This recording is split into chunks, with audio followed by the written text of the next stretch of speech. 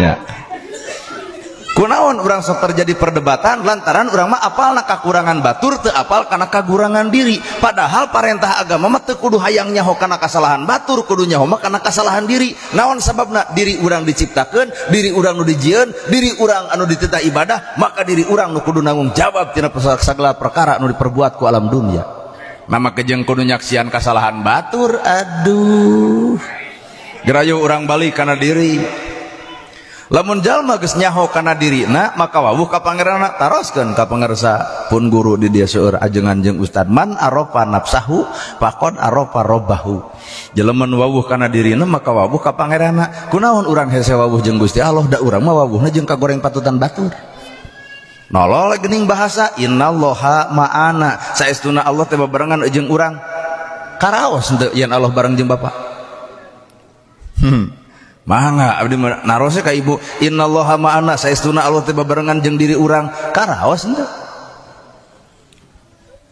Tah ceung urang da mikir saeutik. Lamun bener-bener cek ibu Allah teh babarengan jeung urang, mana atuh wujud sifat Allah ayana awak geuning eueuh.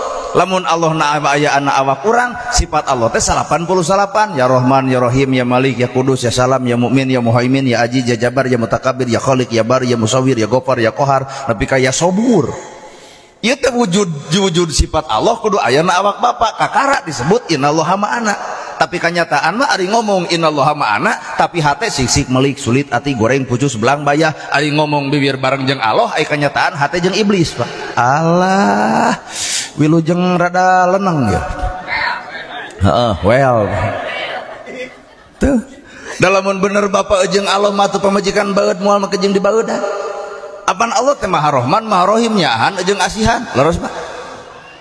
Lamun jelema bener-bener boga sifat wujud tina sifat Allah Ar-Rahman Ar-Rahim Maha Welas Maha Asih, lain artina urang jadi Maha Welas Maha Asih tapi urang mah kudu nyaahan jeung asihan saperti Allah mika nyaah ka umatna.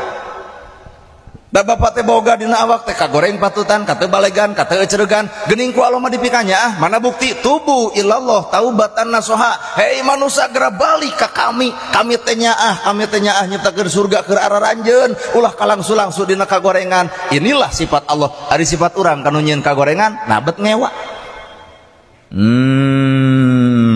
Cicing mata ulah waka ngomongkeun urusan bener lamun hate ngewa keneh kanu salah.